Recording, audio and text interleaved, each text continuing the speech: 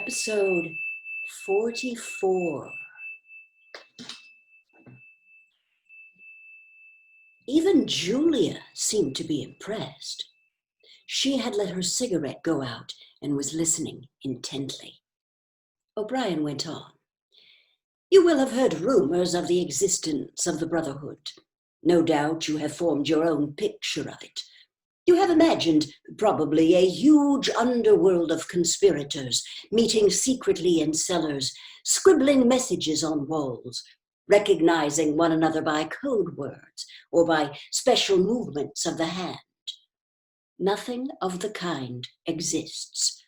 The members of the Brotherhood have no way of recognizing one another, and it is impossible for any one member to be aware of the identity of more than a few others. Goldstein himself, if he fell into the hands of the thought police, could not give them a complete list of members or any information that would lead them to a complete list. No such list exists.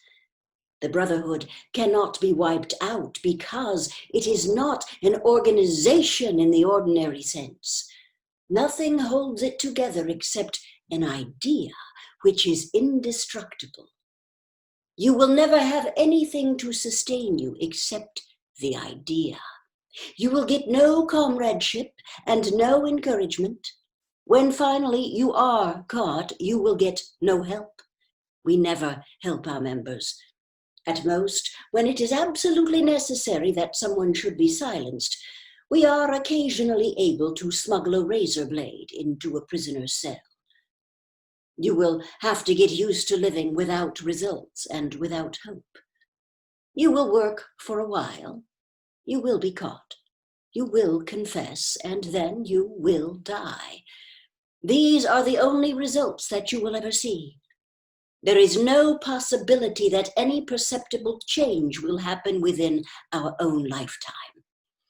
We are the dead. Our only true life is in the future. We shall take part in it as handfuls of dust and splinters of bone.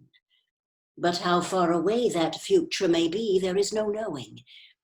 It might be 1,000 years. At present, nothing is possible except to extend the area of sanity little by little. We cannot act collectively. We can only spread our knowledge outwards from individual to individual, generation after generation. In the face of the thought police, there is no other way. He halted and looked for the third time at his wristwatch. It is almost time for you to leave, comrade, he said to Julia. Wait, the decanter is still half full. He filled the glasses and raised his own glass by the stem. What shall it be this time, he said, still with the faint suggestion of irony. To the confusion of the thought police? To the death of Big Brother? To humanity? To the future? To the past, said Winston. The past is more important, agreed O'Brien gravely. They emptied their glasses, and a moment later, Julia stood up to go. O'Brien took a small box from the top of a cabinet and handed her a flat white tablet, which he told her to place on her tongue. It was important, he said, not to go out smelling of wine. The lift attendants were very observant. As soon as the door had shut behind her, he appeared to forget her existence. He took another pace or two up and down, then stopped. There are details to be settled, he said. I assume that you have a hiding place of some kind. Winston explained about the room over Mr. Charrington's shop. That will do for the moment. Later we will arrange something else for you. It is important to change one's hiding place frequently. Meanwhile, I shall send you a copy of the book, Goldstein's book, you understand, as soon as possible. Even O'Brien, Winston noticed, seemed to pronounce the words as though they were in italics. The book. It may be some days before I can get hold of one. There are not many in existence, as you can imagine. The thought police hunt them down and destroy them almost as fast as we can produce them. It makes very little difference. The book is indestructible. If the last copy were gone, we could reproduce it almost word for word. Do you carry a briefcase to work with you? He added. As a rule, yes. What is it like? Black, very shabby, with 2 straps. Black, 2 straps, very shabby. Good. One day, in the fairly near future, I cannot give a date, one of the messages among your morning's work will contain a misprinted word, and you will have to ask for a repeat. On the following day, you will go to work without your briefcase.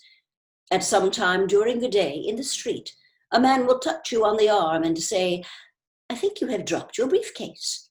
The one he gives you will contain a copy of Goldstein's book.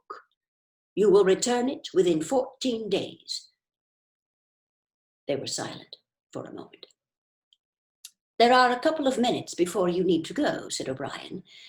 We shall meet again, if we do meet again. Winston looked up at him.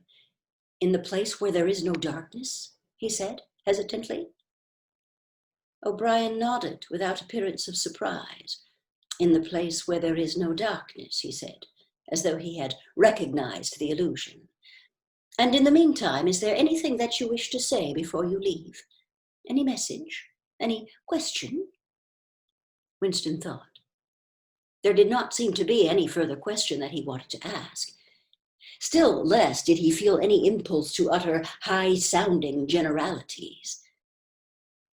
Instead of anything directly connected with O'Brien or the Brotherhood, there came into his mind a sort of composite picture of the dark bedroom where his mother had spent her last days, and the little room over Mr. Charrington's shop, and the glass paperweight, and the steel engraving in its rosewood frame.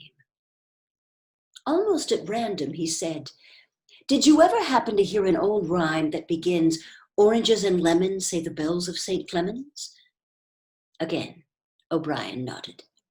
With a sort of grave courtesy, he completed the stanza. Oranges and lemons, say the bells of St. Clement's. You owe me 3 farthings, say the bells of St. Martin's. When will you pay me, say the bells of Old Bailey. When I grow rich, say the bells of Shoreditch. You knew the last line, said Winston. Yes, I knew the last line. And now I am afraid it is time for you to go. But wait, you had better let me give you one of these tablets. As Winston stood up, O'Brien held out a hand. His powerful grip crushed the bones of Winston's palm. At the door, Winston looked back, but O'Brien seemed already to be in process of putting him out of mind. He was waiting with his hand on the switch that controlled the telescreen. Beyond him, Winston could see the writing table with its green-shaded lamp, and the speakwrite and the wire baskets deep laden with papers. The incident was closed. Within 30 seconds, it occurred to him, O'Brien would be back at his interrupted and important work on behalf of the party. End of chapter 8.